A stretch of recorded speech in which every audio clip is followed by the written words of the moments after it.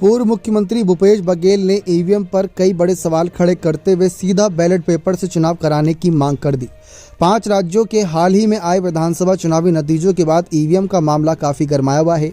लोकसभा चुनाव 2024 से पहले कई राजनीतिक दल ये मांग कर रहे हैं कि ईवीएम वीवीपैट हटाकर बैलेट पेपर से ही चुनाव होना चाहिए। हर किसी का इसके पीछे एक अलग अलग तर्क है।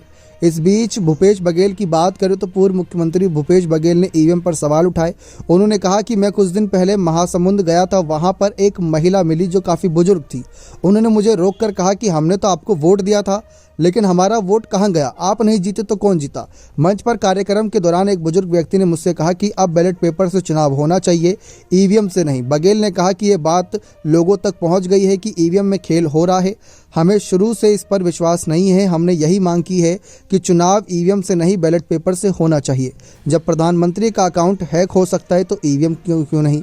यानी कि भूपेश बघेल का तर्क है कि अगर देश के प्रधानमंत्री पीएम मोदी का अकाउंट हैक हो सकता है तो ईवीएम कौन सी बड़ी बात है। कांग्रेस पार्टी का शुरू से स्टैंड रहा है कि चुनाव बैलेट पेपर से होना चाहिए, ईवीएम को हैक किया जा सकता है। 2018 में हम भारी बहुमत से जीते, इसके बाद निकाय चुनाव बैलेट पेपर से कराया गया, उसमें जीते तो हम पर सवाल उठाया जाता है। जब हार जाते हैं तभी हम ईवीएम पर सवाल उठाते हैं। भूपेश बघेल ने यहाँ पर जिस तरीके से ईवीएम से जगह बैलेट पेपर से चुनाव कराने की मांग रखी, उसके पीछे का तर्क तो काफ़ी वाजिब है। इसी के साथ साथ उन्होंने 1-2 और तर्क दिए। उन्होंने कहा कि पेंटागन भी हैक हो सकता है, पीएम मोदी का अकाउंट भी हैक हो सकता है। साथ ही उन्होंने कहा कि ये जो मशीनें होती हैं इनका एक अलग ही कहीं ना कहीं खेल रहता है। अगर देखा जाए तो कुछ मशीनें ऐसी होती हैं जो दूसरे ग्रह में होती हैं, लेकिन हम इसी ग्रह से बैठकर उनको ठीक कर देते हैं। तो ईवीएम भी एक मशीन ही है अगर देखा जाए तो।